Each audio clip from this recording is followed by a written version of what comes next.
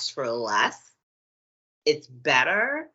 And this season of Atlanta is like, no, I asked for ginger beer, not ginger ale, you know? And it's like those little specifics. moments. Yeah. I've seen a lot of people actually, like I've heard a couple of podcasts say that they thought that was kind of rude of Earn. I could see why they would. No, it's his job to know. Yeah. Obviously, there is an immediate backlash to what this fashion house did, and of course, this is a reference to recent incidents with Prada, with Gucci, especially Gucci, where they had particular designs that were riffs off of blackface or offensive designs for that were especially offensive designs to black people. And it was a direct reference to that. But because of this backlash, the fashion house contacts Earn and Alfred to basically revamp their image. And the company wants to use Alfred to properly apologize to the community for and they're going to make him a part of the diversity advisory committee. They tell Alfred that he will not get paid. However, his participation will be compensated with a donation to a charity of his choosing. And Alfred, he accepts the deal, but I was fine with that. I was fine with him accepting that deal. But he, of course, niggas gonna need, and he basically like pressures them to get him 3 suits, free tailoring, and clothing for 3 years. Again, he put his friends on. Those 3 suits were for him, Earn, and Darius. Because he saw them in them later. Yeah. Yes. I was just like, all right. It's like, know your value, and even if you don't know your value, just go for it, right? Because again, like I said, I was very much uncomfortable. Like, oh, he keeps asking for shit, but like they keep saying yes. Well, when he said like, hey, and he was like, and let me get a tailor too. It's like the right guy was like, okay, look, tailoring costs money, especially like expert tailoring. That's time. And I would have been like, you should find the money. It's cool. Yeah, no, absolutely. It's cool. Yeah. So at first Earn was feeling a little uneasy about Alfred doing this because he's his manager, and he's like basically trying to like maintain Alfred's image. And Earn basically asks like, don't you think this is little Uncle Tom-ish? What do the streets think? And Alfred's like, man, fuck them streets. I shot niggas, man. Fuck the streets. Thank you. That's the episode. Like, I was like, that's the right response. Wow. Like, okay, nigga. Loved it. All right. And and also I feel like it's not really a particular callback, but it does remind me of that episode in the woods where Alfred had his image where he wanted to keep it real. He was like the most hood, keeping it real and all this stuff. But when he was in the streets, niggas tried to rob him. So fuck the streets. There you go. I'm out here. I'm gonna make my money however I can, and I'm gonna. And the streets can be the streets. Exploit these niggas. Yeah, that's called being smart. I say it all the time. Exploit these niggas. Exploit these niggas, Isa! Exploit them! Yes! But Earn basically says like, hey, this is what I would do. I would start a community program. I would try to uplift black people, make them, teach black people how they can create their own. Alfred at first kind of writes that off.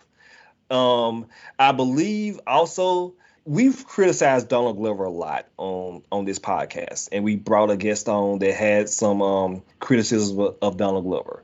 And despite whatever we may feel about what Donald Glover does personally, even though it's none of our business, I would never say that Donald Glover, the person, is not for black people. He is absolutely for black people. Yeah. Absolutely. Right. I really don't give a fuck if he's with an Asian woman or not. I absolutely not. I do not care. Like, so he has some questionable lyrics and some questionable things that he said. As most men with penises do. Listen, like, Moji, come on, let's talk, girl. Okay. Niggas are one have never said anything questionable.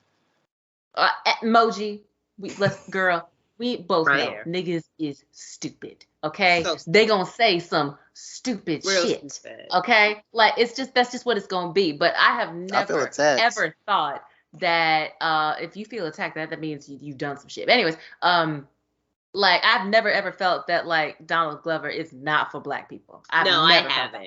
Right. But I do feel like but some people be extra, and that's yes. nuts. Like he has dumb nigga moments. Yes, and he's not perfect.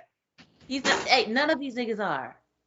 None of these niggas are. You really just have to take it with the grain. You have to take it with some paprika. You have to take it with some paprika, some onion powder, and some garlic salt. That's what you got to take it with. And I'll take Donald Glover. Okay, we're niggas, okay?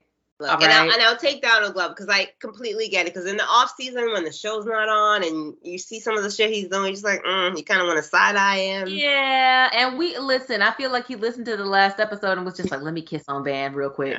Yeah.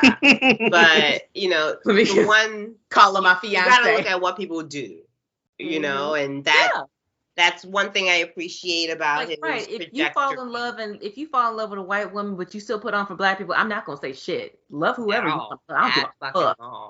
Yeah. As long as you don't put black women down in the process. We are good. Like that's me. You can love the whitest. Like, do you love who you want to love? And I feel like listeners need to hear. Just don't put black women down to elevate yourself. Yeah. That's it right there. Do whatever you want to do. Leave us the fuck out of it. That's it. And you can role play and say the N word in the bedroom. No, Devin. No, the fuck you cannot. No. Those was jokes. This nigga just lost us about 50 listeners. As long as you uplift black women after it, it's okay. No. But I appreciate the work Donald Glover is doing on Atlanta in showing the different perspectives. Because speaking of Atlanta is doing terribly in the playoffs. But go ahead. No, like the whole plot line where he was like, where they were like making fun of like, oh, you spoke like a white kid, like that's sort of like he's black, but he's not black, right? But it's like at the end of the day, you're a nigga. like that's the type of thing. Like if he said nigga, I don't blink. I'd be like, all right. Like, you can see some of these black folks that say nigga, and I'm just like, But he says it, I'm just like, okay. But I could also see, and thankfully he's not like an actual, some people are less, like Carlton, the actor who plays Carlton. Oh, yeah. Like, he took that shit to heart. Yeah. But I like how. Speaking of Carlton, I thought he was in this episode, but we'll get more on that later. I thought so too, but it was not him. We gonna talk about it because I thought the same thing. Okay, let's proceed. We got a lot of episodes to unpack, and we're only on like the second theme. Okay, so Ern puts a bug in Alfred's ear as far as like what he should do or how he would handle the situation with the fashion company. At this meeting, they asked them what they want to eat, and Alfred, he had an English breakfast, a proper English breakfast, but it didn't hit, because of the black sausage and all that stuff, like Florence Pugh did for our mini episode where she had where she tried out some British foods for us. But yeah, so it didn't hit. So he orders some smoked ribs with a dry rub and some plain macaroni and cheese. Make it simple, because these niggas like to do extra shit with it. But go ahead. I try. I'm still trying to perfect my macaroni and cheese. I don't make it that well. I am not afraid to say it. My husband, mwah. Okay, his is perfect. Mine is not so good, and I'm fine with admitting it. That. I feel like the more cheese, the better. Let's get that crab cheese out of the box. Nigga, you didn't even know what chicken and dumplings was, so don't even talk. Kraft macaroni and cheese is the cheesiest. No, it's not. You got to throw mozzarella, some Parmesan. Wait, hold on. I do make that for my girls, though. Hold on. No, I fuck with Kraft macaroni and cheese. And hold on. Some after this. Hold on. Niggas, they are not paying us to shout out Kraft macaroni and cheese. So you right. You right. The blue box, that blue box. Let's move I feel like Kraft macaroni and cheese also knows they don't need to pay black people to hype up Kraft. They should. Yes, they should. Especially Kraft, holla at us. We ain't got shit else to say about you until you holla at us. Let's move on. So Darius Ern asks Darius if he wants anything, and he says, I would like some Jollof Rice, please.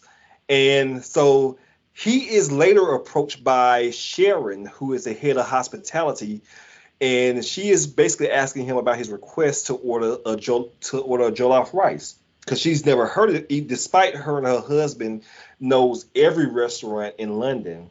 Apparently she's never heard. Yes, she's never heard of this before, and he tells her like, hey, he tells her kind of like what it is, and what did he say? He described it as, it's like a Nigerian prince scammed you for. It's as if your taste buds are being scammed by a Nigerian prince at a Burner concert. That was so damn funny. Look, okay. And go ahead. Nigerian correspondent. When this entire scene came up, like the Lion King, like that theme song, like I felt like I had arrived, because I was like, I have a PhD kind of on this shit. But when she did the whole allegory that like Jollof Rice is like being scammed, but like no, it's knowing you're being scammed but being okay with it. That's Jollof Rice by Nigerian. It's fucking spicy. It's got like 8,000 flavors, and you're eating it and you're like, oh my god, this is too much, but you're like, you can't stop eating it. Like, it's that good. You know, it's like, hey, I know I'm being scammed. Keep talking your shit, because this shit is good as I'm like.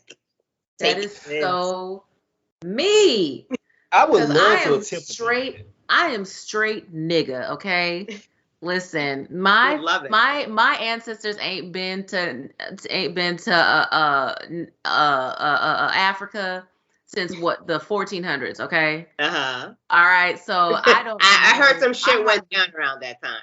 Exactly. I don't know shit about African or Nigerian or whatever country that food. I've had it before every once in a while, and yes, it is very spicy. But it's one of those like I gotta keep eating it though. I gotta keep eating it though. Because I mean I'm from Texas, so I've experienced spicy. Yeah. So, but like Nigerian spicy is a bit. It's different. Like, Nigga. Oh no, I know. I know it's different. Like I have a perfect example. Like my sister a couple of years ago threw me like a surprise birthday party and invited my friends, and one of them was a white guy. And I had to go to the kitchen two times, and then the third time I was like, please just put fucking tomato sauce. He is white. And I take it. I mean, it was basically like, just strip out all the seasoning and just make it basic, because he is white. Because was this your sister's boyfriend or something? No, this was my friend. This was like my close friend. Were you fucking him? My birthday party. That's a good question, Devin. I don't normally like these questions, but that's a good question. Yeah, were you fucking? He's the only white man that is a friend. I have one white man. No, you still haven't answered my question. What's the question? Were you fucking him? No. Then why the fuck are you preparing the meal for him? Who gives a fuck? I am not. You better sit there and eat that spicy ass food. But as the person who becomes the hostess, because it is your birthday party, I go to the kitchen to be like, yo, my friend can't eat this because he's a white man. No, I'm with Devin on this. I'm with Devin on this. You prepare your food how you want to prepare your food, girl. And you are right. I am, because that nigga can probably have a cracker in the back, and that is. I was so close to saying I might not have said saltines. Cracker. I was so close. I didn't mean to say cracker. I did. I really did. Because I was so close. I mean, I didn't think about it that deep, because I was just like, but that's the thing with Nigerians, right? So if you go to a Nigerian party, like the hostess or host will go above and beyond to make sure you don't leave the party and talk shit about their food. Juwan is so mad because we're only on the 13th. That's how I'm not mad at that. I'm mad at because I don't accommodate white people like that. Right. White men I've been getting honestly, over since forever. Done that for any guest. But see, that's that original African shit right there, okay? Right. The three of us, we've been in America too long, and we're a little rude. Like, fuck that nigga. No, and it's like, look, like I said, I would have done that for any guest. And there are like non-white people are so accommodating. Black people are so accommodating, and Moji is original nigga. Yeah. She's motherland nigga. So look, we don't want you to leave the party talking shit about the food. And honestly, that has permeated into our